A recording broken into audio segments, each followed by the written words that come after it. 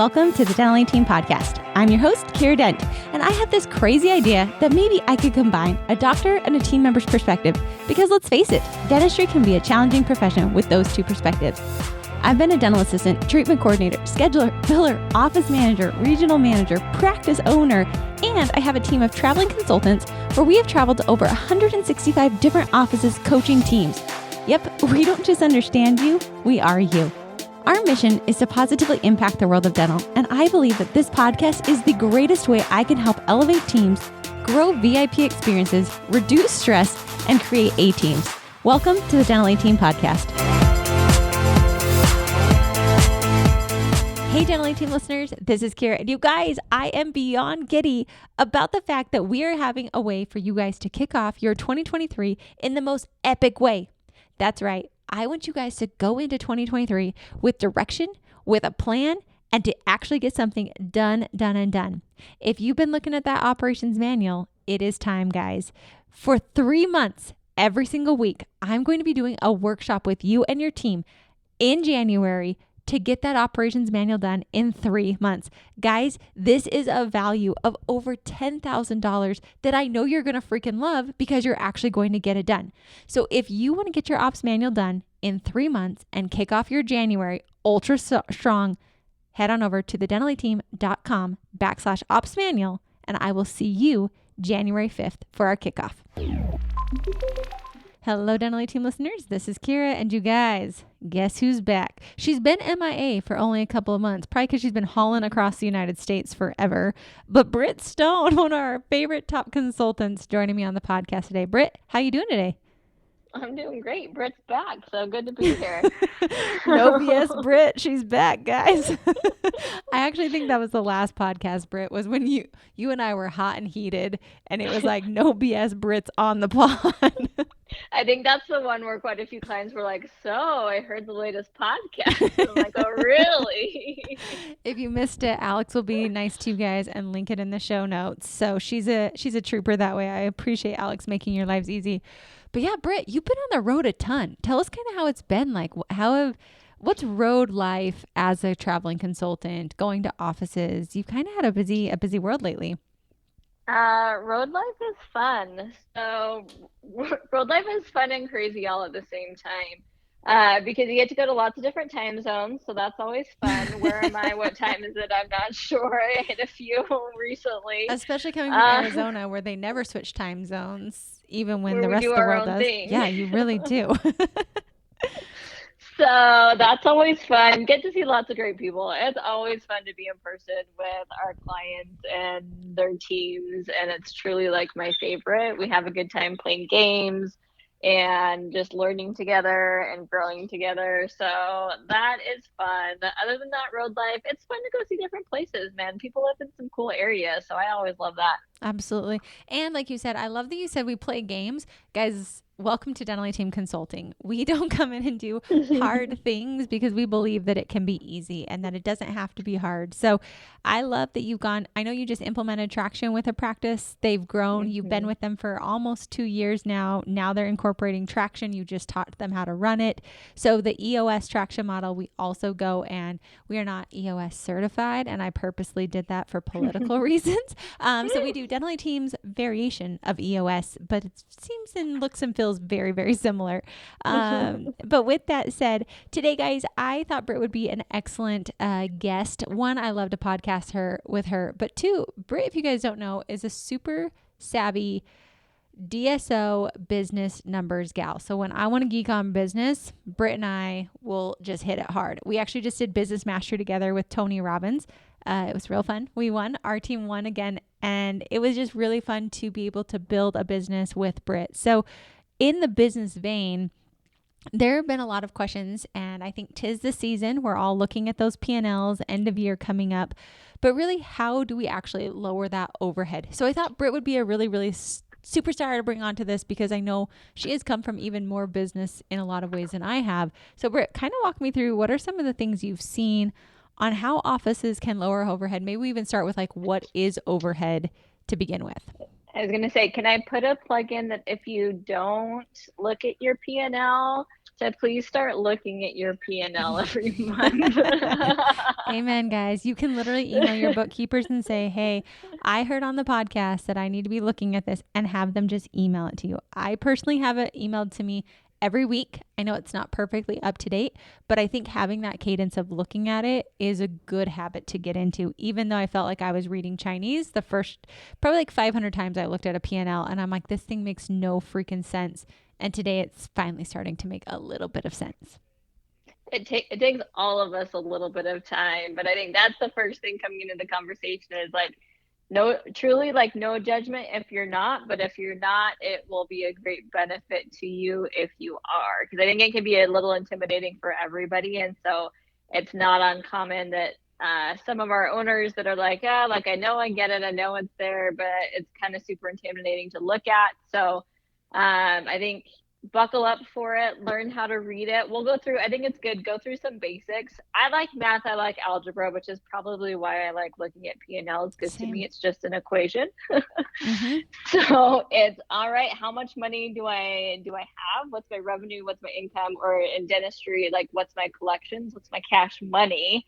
What did I spend? So minus like all the money I spent that month, and what's left over, which is my profit. So simple, like 3-piece equation, big picture of what we're looking at when it comes to our P&L. Absolutely. And I like also let's start. I remember I had somebody ask me, Kiera, I don't know what a P&L is. And I wanted to hug Oh. them because I thought this can sound like we're speaking another language. So a P&L is a profit and loss statement, pending upon the software you're using. Typically that runs through a QuickBooks or a Xero or whatever accounting software you're using, but all of them should run a profit and loss statement. There's also this thing called chart of accounts, which are all the categories on the left-hand side of your P&L. So on the right-hand side of this P&L are all the numbers, like Britt was saying. And on the left-hand side, they break it into categories.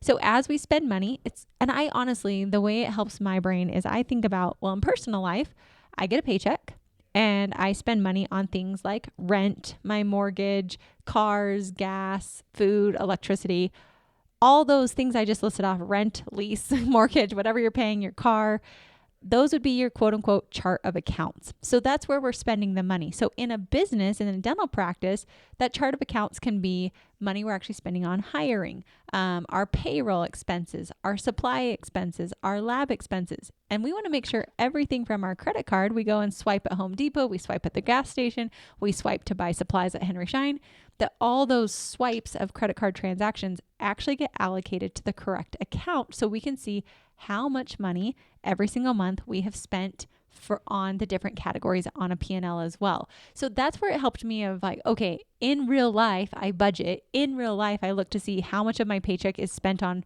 my housing. And I didn't used to do this, guys. I just have to equate it to real life for myself.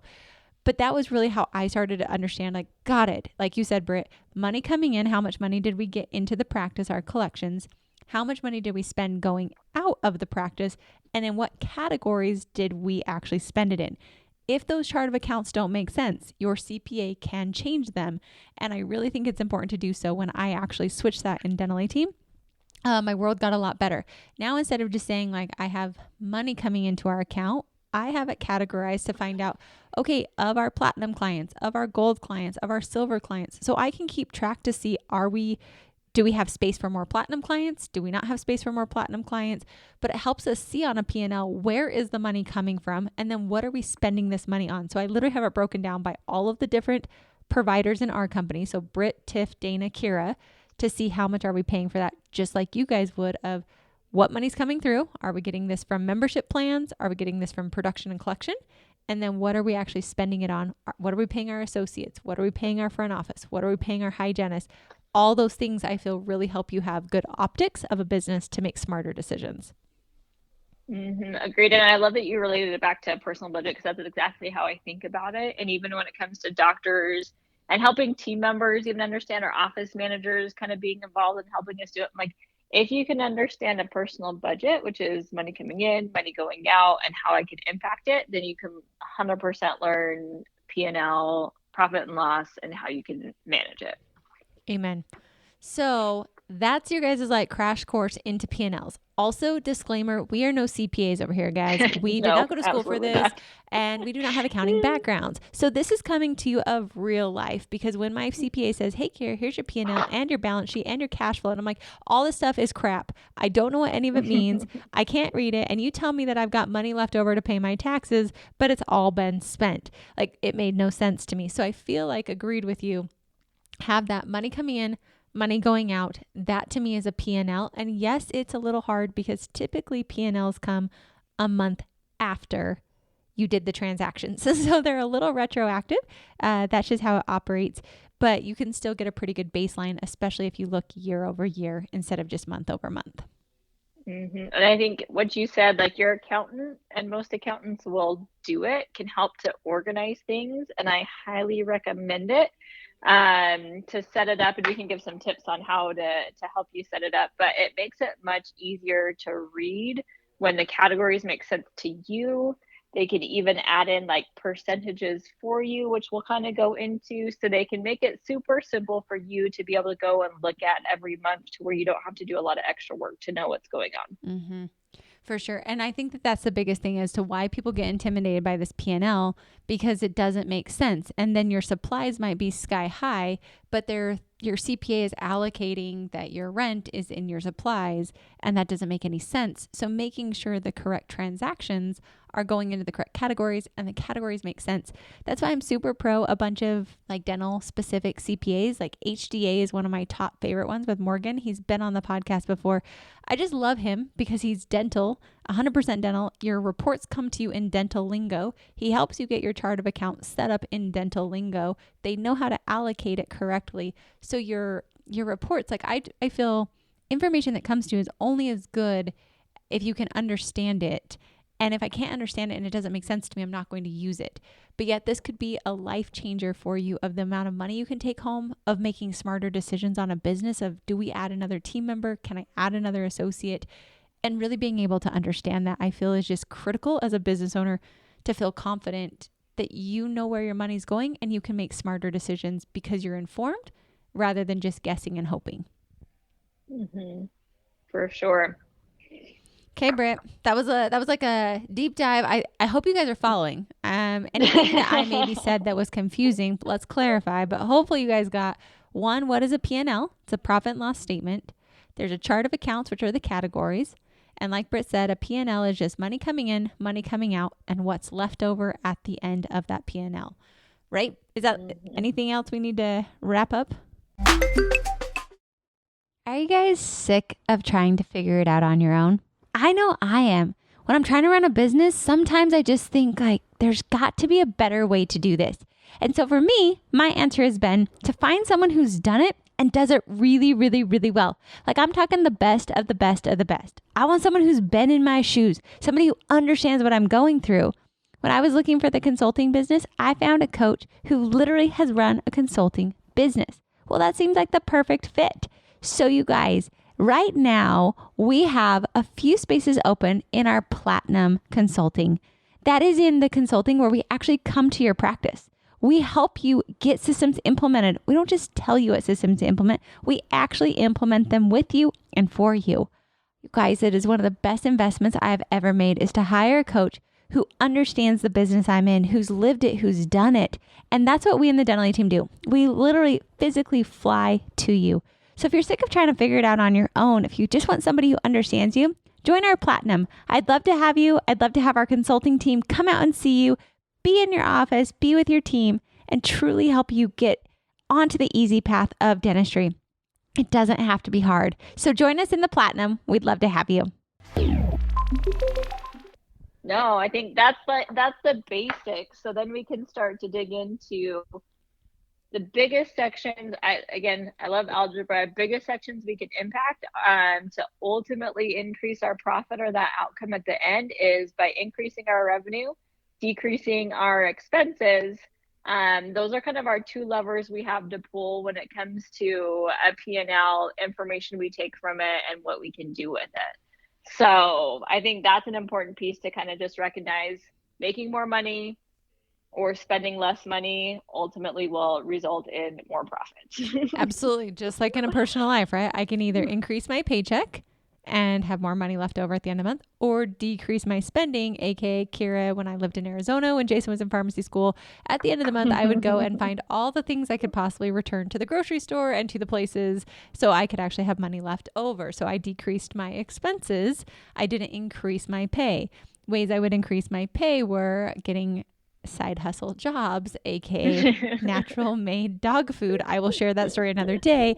Washing windows. I did have a window washing business for a hot minute, but those are ways that I was able to increase pay. So in a dental practice, we either increase production, or I think you've seen this too. Another way that you can actually increase your revenue is collect your AR. Like 100%. It's cash money. It's cash money. So how can we get more cash money? If you couldn't see Brit, she was just pounding her hand. I know she was. I can't even see her. And I'm like, that is her saying cash money, because our AR are accounts receivable.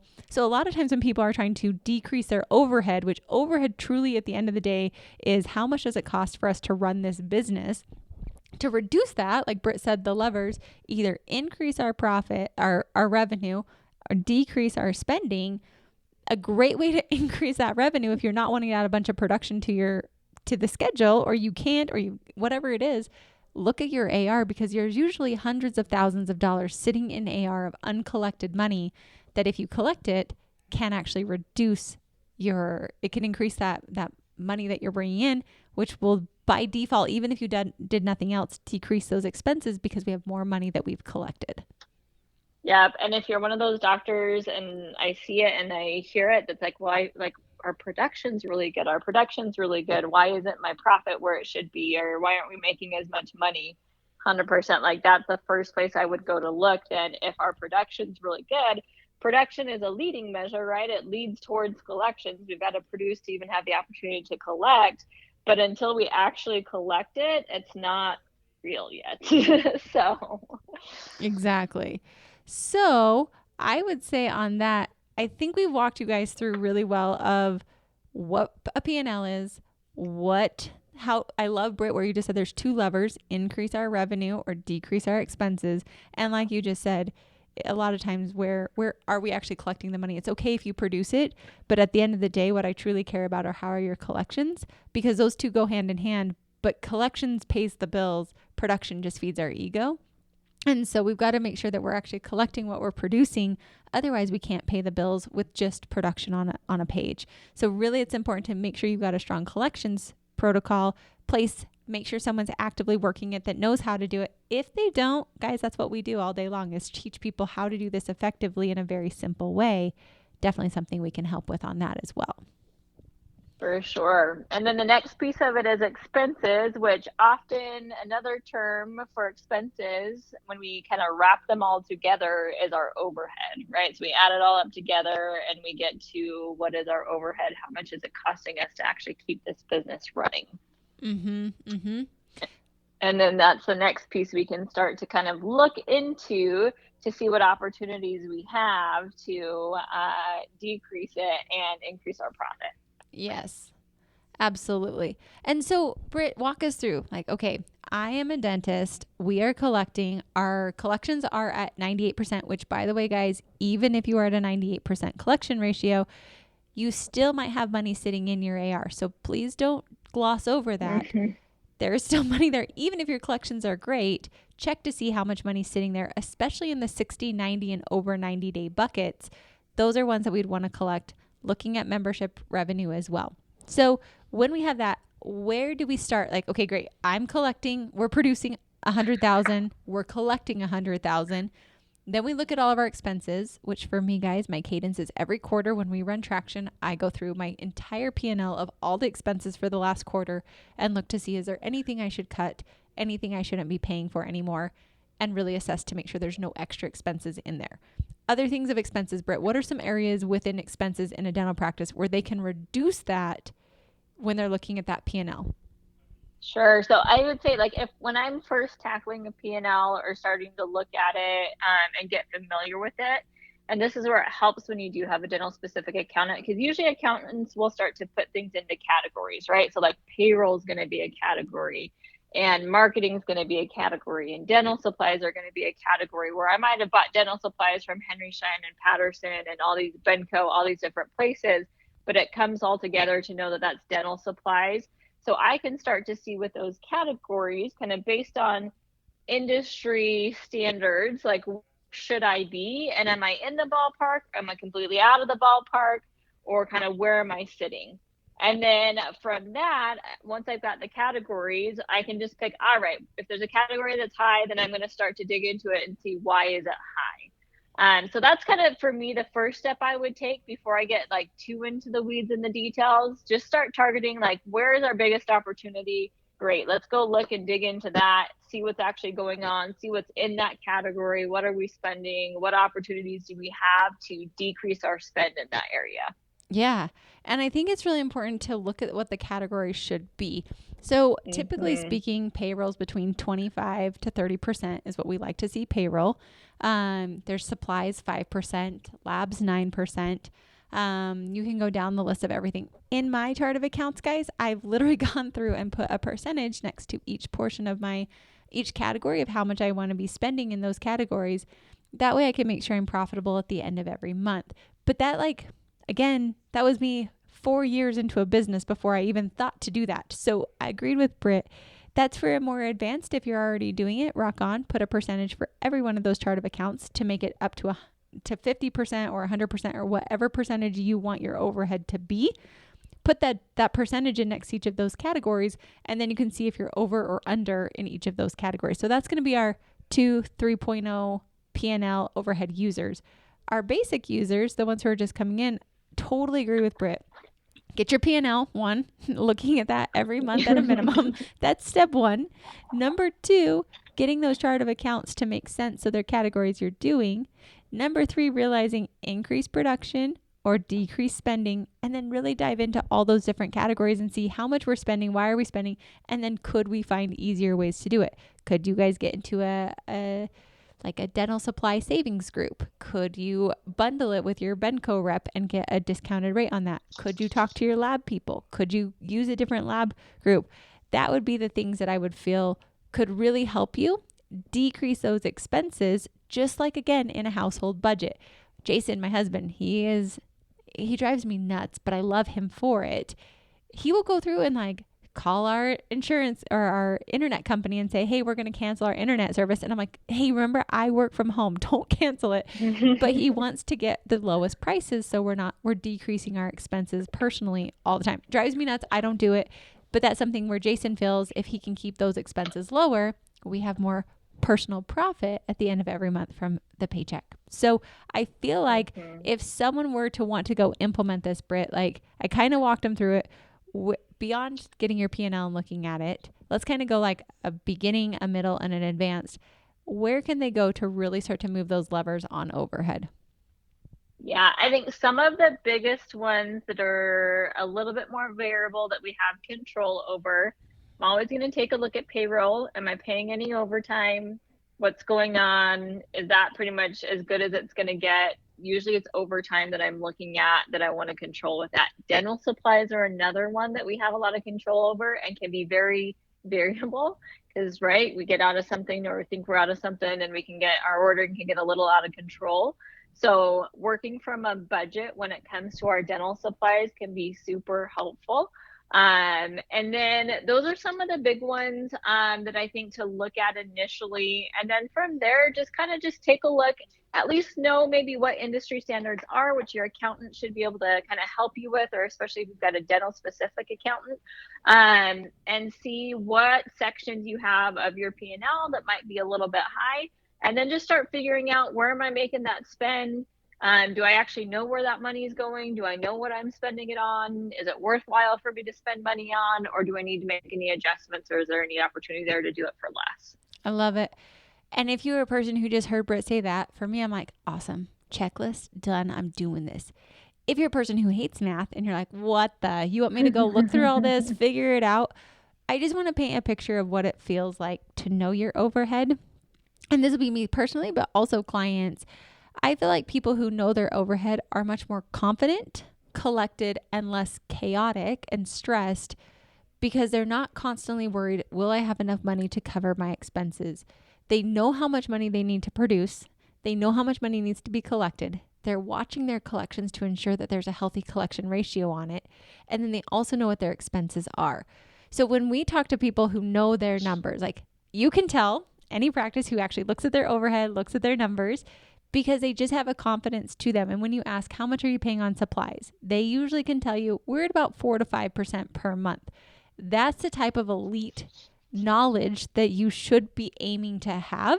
It won't happen overnight, but really being able to know your numbers, because I feel like having that confidence, knowing, like I talked to a doctor yesterday and we were trying to figure out, can she afford to hire this associate?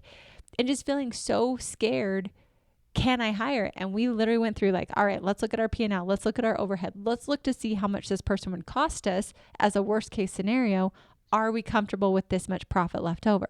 But if her books would have been, she has no clue how much she's spending every month, that makes it much harder to make a decision effectively and efficiently and also very confidently if you don't have that behind the scenes. So that's what I would say, Brit. I don't know if you've seen anything else beyond what I said of what it just feels like when you really do know your numbers and can reduce that overhead at all times. And I think there's also a power that comes when you actually like know what can be done to help the thing, right? So, and I think that's with the P&L, instead of just always, like you said, feeling like I'm not aware. A lot of doctors, it's like, well, I just feel like I'm making nothing, or I don't really know, that uncertainty. Whereas when I know, like, all right, here's the areas where I've got opportunity, or like, great, we need to focus on producing and collecting more. It's a lot less stressful when I know how to solve an issue. Yes. You can actually go to sleep at night because you know there's a solution. Like this morning I woke up and I'm like, oh my gosh, I'm freaking out about this. But to be able to like know I can solve it, like that was my little self-love today, was like, I love my brain. It can solve any solution or any problem. I feel like you're right. Like if you can solve it with these numbers, you don't always have to chase. I also feel like you don't have to chase the hamster wheel of like produce more, produce more, produce more. You've actually figured out how to fix both sides of the equation so you feel more confident as well. And you get to it quicker instead of like, well, let's try this. Well, let's try that. Well, let's try this. So like you can target it a lot more and make an educated decision about things you want to implement. Absolutely. So guys, I feel like Britt and I just did a nice crash course on P&L's overhead, how to adjust those levers. If that made sense to you, rock on. If you feel maybe a little like, I have no idea and I think I should know that, guys, we try to provide so much value on this podcast for you to go and implement and to just continue to elevate your practices to the most elite level that you can be. If you're someone like myself who sometimes likes someone to hold my hand or someone to walk me through it, as you can see, Britt and I love to do this, and we do it for hundreds of offices across the nation. So guys, if it's something, I feel like knowing your numbers is absolutely essential as a business owner, and knowing how to adjust those, again, also essential. So if that's something that resonates with you, if you want a little bit of hand holding, if you want somebody to just kind of guide you and your team through it, reach out. I'd love to hear from you. hello@thedentalateam.com. And Britt, as always, it was so fun to podcast. Thanks for being on today. Thanks for having me. Absolutely. All right, guys, as always, thank you for listening, and we'll catch you next time on the Dental A Team podcast. And that wraps it up for another episode of the Dental A Team podcast. Thank you so much for listening, and we'll talk to you next time.